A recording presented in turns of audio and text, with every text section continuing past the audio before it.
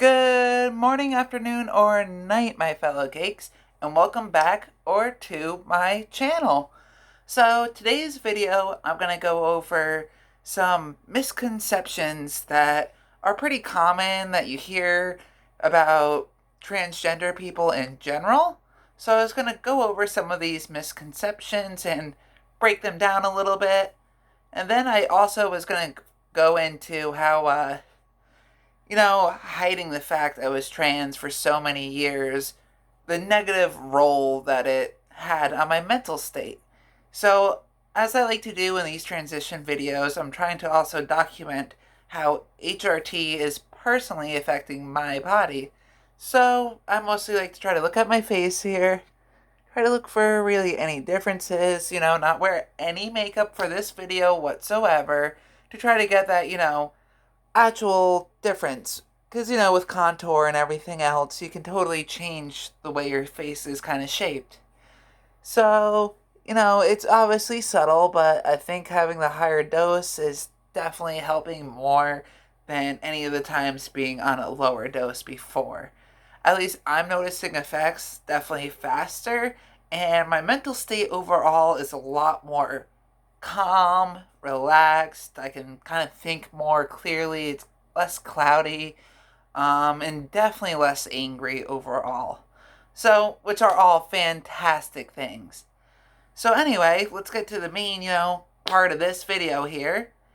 The misconceptions. I'm going to start today with how being transgender and drag are two completely different things. Now, the easiest way to sum this up is one's a lifestyle, that's just who you are, that's how you identify, that's just you. Versus drag, which is typically someone putting on a show, it's usually over the top makeup with exaggerated features and kind of over the top outfits along with it. And there is also drag kings and drag queens. But at the end of the day, one's a show and one's a lifestyle. There's some trans communities that believe, drag is actually harmful for trans people in general. I'm a personal fan of you do you. Um, I can see where that can come up for us, but overall, there is a very distinct difference. And, I've been insinuated that I'm drag before, which, no, I'm just a woman. I'm always a woman all the time. I always have been. So, those are pretty big, obvious differences, but, to some people, they just don't know that. Next, I'm going to go into non binary and gender fluid versus trans. Now, non binary is somebody that doesn't really fit between male or female. They can kind of lean more one way or the other or not at all. They usually identify with they, them. I'm saying usually because there's so many variables in this. So I'm just doing this the broadest terms I can. But yeah, so they usually don't identify with a specific he, she, or the ones that you normally hear for two opposing main genders. Now, gender fluid is different than non-binary. Non-binary where they don't identify between either gender. Gender fluid is typically where someone goes from male some days to female some days or in between. Which again, with all of gender identity, it's a lot more detail than just black and white. But I'm just giving you the broadest sense of terms where those two things are very different from being transgender. Because literally, as in the name, it's transitioning your gender to the correct gender that you are. So I can see where, these can get mismatched, but they're all different, all three of those. Now, gender identity and sexual orientation are not mutually exclusive things.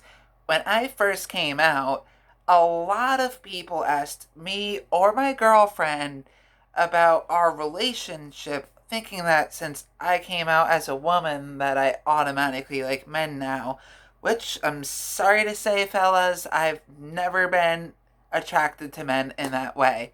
Never have been, never will be. That's just not who I am, and it shouldn't just be assumed that since my gender isn't what people believed it was for so many years, that meant my sexual orientation changed as well. I also, before I came out, when I worked at my previous job, there was somebody who was already transitioning, and I wasn't out yet, even slightly, so, people didn't really have a clue. Towards the end, people definitely started to know, but back then, nobody really knew, and I had somebody say, like, oh, yeah, I don't mind her transitioning, but I don't get why she still likes girls. Doesn't make any sense to me. And I looked over at them and I responded with, well, how does that not make sense? Why would that change anything? She's always liked girls. So it was pretty offensive, and in my opinion, it's just kind of toxic thinking in the first place, because there's so many things that I could go into about that. But I'm not gonna, because I could spend like a whole 20-minute video just talking about that on its own. Also, people think that all of a sudden when you come out, it's okay to ask you about your genitalia or your sex life and, bombard you with questions. I never really understood this, and I might have said a few of these things in a couple of my previous videos, but nonetheless, if I'm saying them more than once, they're obviously important enough to be said again. So, yeah, those are things that shouldn't be asked to anybody, regardless if they're transitioning or not. Um, that's private conversations between. No, for me, for example, the only person I want to talk to those questions about is with my girlfriend. And it's not meant to be offensive. If anything, I should be the one getting offended. People want to know these answers from me. Like, I really don't mind answering lots of questions based on my transition. Like, feel free to shoot them away, but please, nothing about sex or genitalia or bottom surgeries or anything like that. That just shouldn't be discussed. Unless I'm the one trying to discuss it and you feel comfortable with me discussing it. Or whoever you're asking in that situation. But in general, just don't do that. So another misconception is, you probably heard a lot about this a couple of years ago, but of trans people are trying to trick people, trying to be a trap or things along that nature. Like a trap is like someone that looks like a woman who's trying to trick a dude, which, no, that's just very, very immature thinking that I don't know really where this even comes from.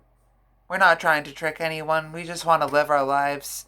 I'm identifying as a woman because I am a woman. There's no reason why I'd be trying to trick anyone. I was dating my girlfriend before I was out. We're still dating now, so who am I trying to trick? But yeah, before I came out, I've heard some negative things about the whole bathroom talk. Someone close to me, and mind you, like I said, this was before I came out, but someone close to me, we were having a discussion about the bathroom, and I was like, well, people should just be allowed to use the bathroom that they feel comfortable to use. They're using a toilet. Who really cares? If you're looking at somebody who's using the toilet, you're the weirdo. They're trying to go to the bathroom. But so this person responded with, well, what if your daughter went into the bathroom with someone? Actually, to quote, I'm sorry. What if your daughter was using a public restroom and some creep wearing a dress decided to go in with nefarious ideas? Which is just mind baffling to me, because no, that situation is so unlikely that you could just sum that about anyone using a public restroom and using it in general, not just transgender groups specifically. And that hurt me because at this point in my life, I knew I was a woman, but I was completely closeted 100%. So it's weird looking back, seeing like all these negative things, and then how people's opinions aren't dramatic like that anymore, which makes me wonder, do they really change their way of thinking because now I'm someone they know personally that's transitioning, so now they're able to connect and relate more? Or are they just doing it to be nice at face value? And I'm not just talking about any specific individuals here. There's quite a large number of people like that. So I'm just curious about that whole kind of psychology. Now, another misconception I want to talk about is how being transgender is a choice, which is just ludicrous. It's not a choice whatsoever.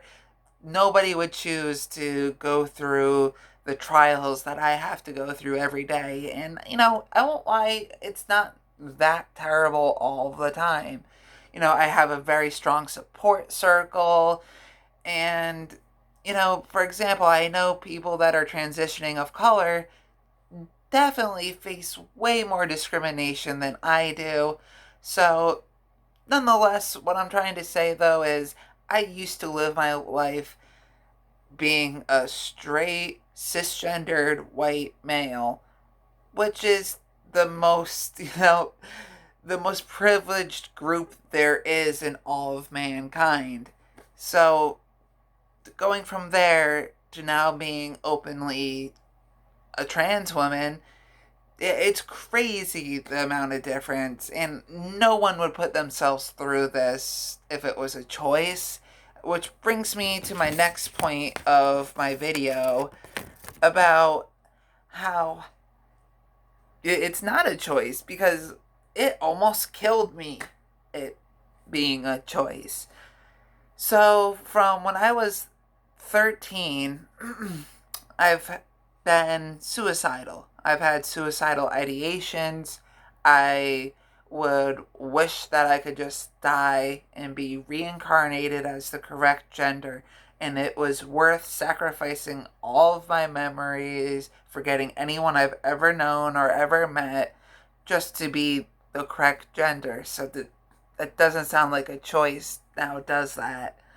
I have had suicide attempts. I don't want to go into them really, but I have had suicide attempts, which I'm going to put a link down below if you're feeling that way. The suicide prevention hotline.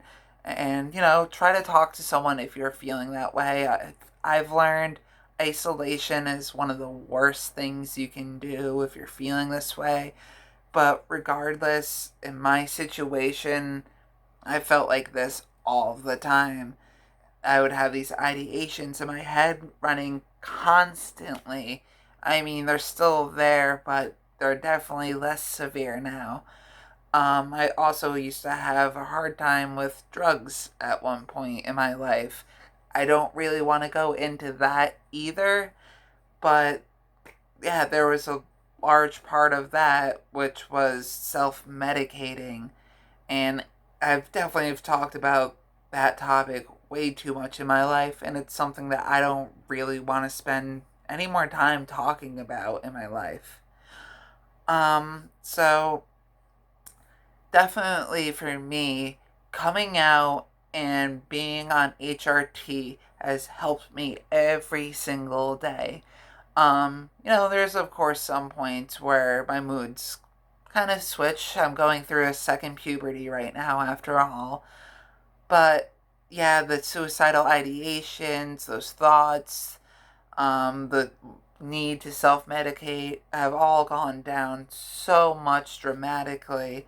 And when I do get those depressive states, which of course I will still probably have them my whole life, they're definitely less severe. And in general, my life's just happier, enjoying everything around me, um, building experiences, and getting to go through all of this is an amazing journey. That's a crazy roller coaster of some emotions at times. But yeah, I think that's pretty much it for this video. Um, these videos, like I've said before, it's a little bit harder for me to make as long as some of my other videos. But I kind of like it that way, honestly. That way I can break this up more and it's a little bit easier to digest for everyone. So yeah, that pretty much wraps it all up. Um, Subscribe to Cakegang to become an official cake. We're the sweetest channel on YouTube that's not about food. Also, I'm going to be working on fixing my Patreon page later on tonight. So my cakes that are watching that are a little bit more financially stable, I'm going to have multiple tiers. One of them will be like $20 a month for clothes. So if you're able to subscribe to any of those, it would mean so much. That way I could look my very best for you guys. And any consideration that you even think about the idea, I appreciate so much. So tomorrow I will be back with finally my review of Brightburn. I've been waiting to do this one for a while, so really excited to do that for you. Until then, later cakes!